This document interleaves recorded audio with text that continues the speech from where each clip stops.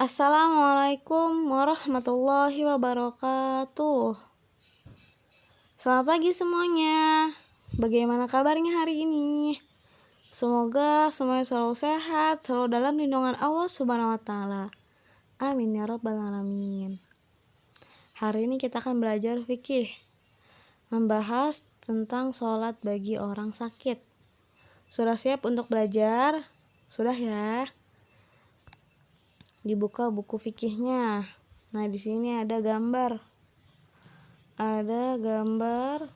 Gambar apa di sini? Gambar anak ya, sedang tiduran di atas ranjang. Di situ ada infusan, berarti dia sedang sakit. Nah, dia pakai mukena. Berarti dia sedang sholat. Nah, dalam keadaan sakit dan sedang sholat.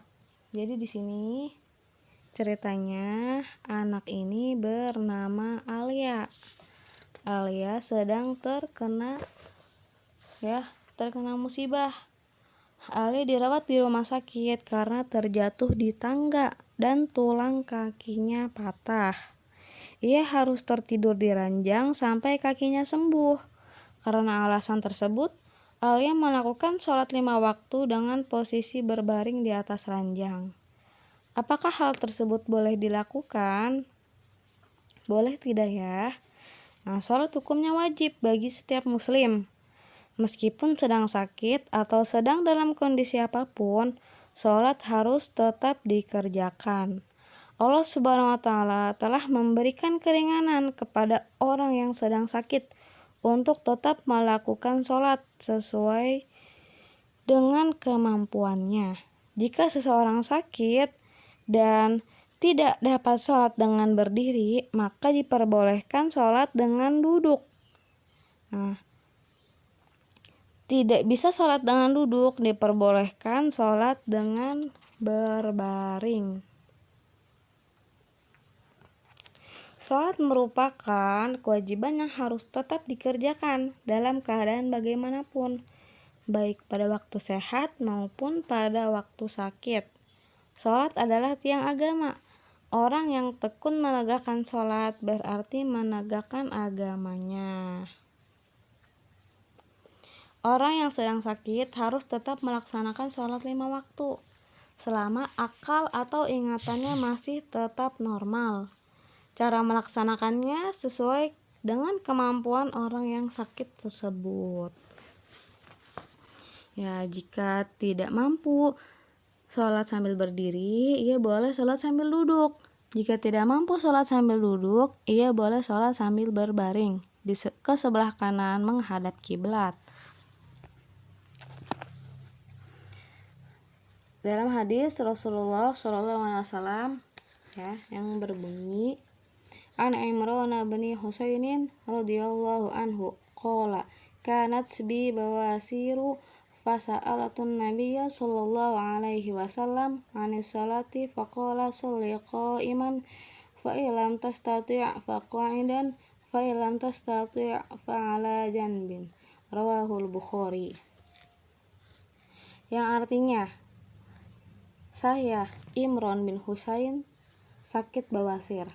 Lalu saya bertanya kepada Nabi Muhammad SAW tentang cara melakukan sholat. Maka beliau bersabda, sholatlah dengan berdiri. Jika tak mampu, hendaklah dengan duduk. Dan jika tidak mampu juga, maka dengan berbaring. Hadis riwayat Al-Bukhari 1050.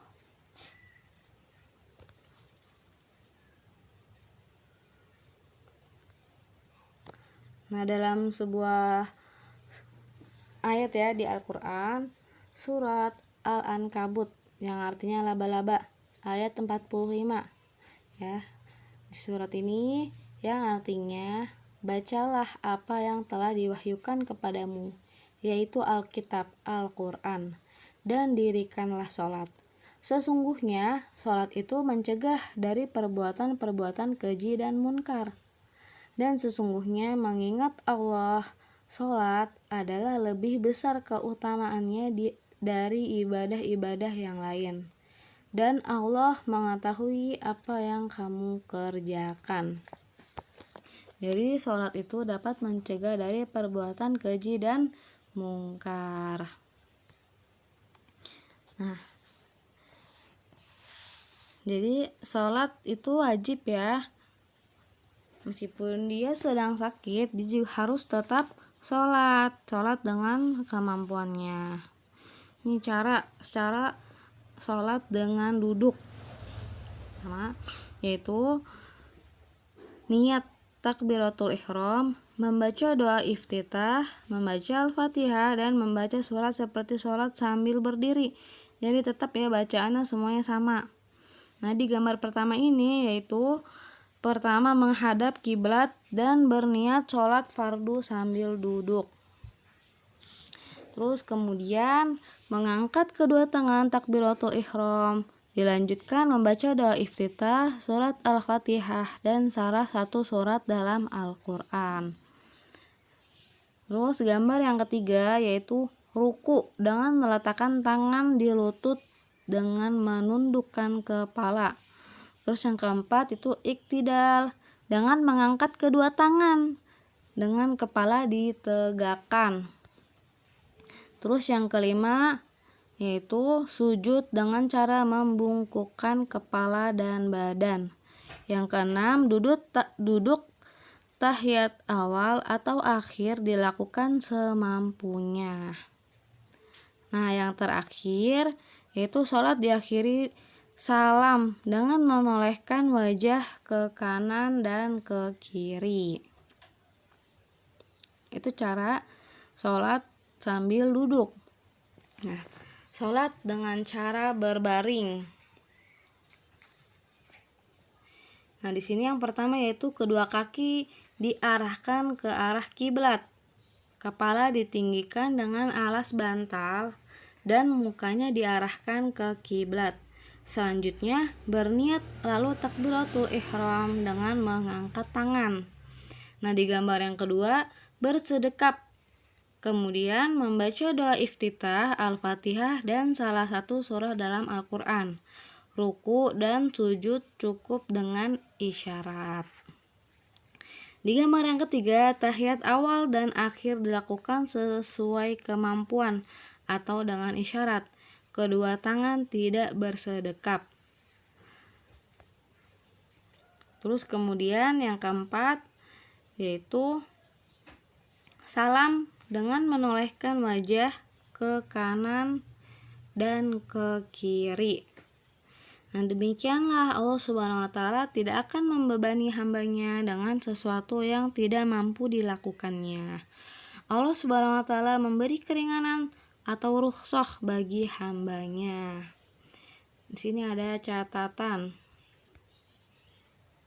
Yang pertama, sholat adalah tiang agama. Orang yang tidak sholat berarti meruntuhkan tiang agama.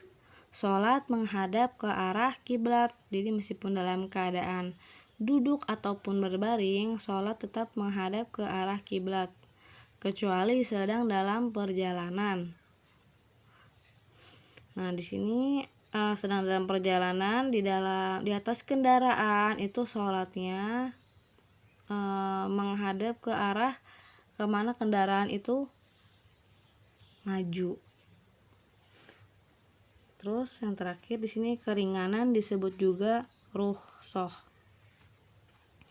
Nah, untuk tugasnya kalian baca lagi tentang ini tentang sholat dalam keadaan sakit dari halaman 55 sampai halaman 60 yang rangkumannya juga dibaca.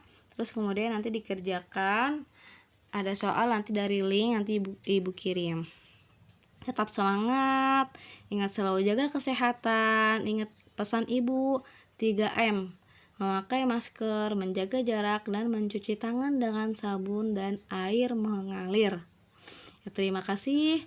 Alhamdulillahirrabbilalamin. Subhanakallahumma wabihamdika asyhadu alla ilaha illa anta astaghfiruka wa atubu ilaik. Wassalamualaikum warahmatullahi wabarakatuh.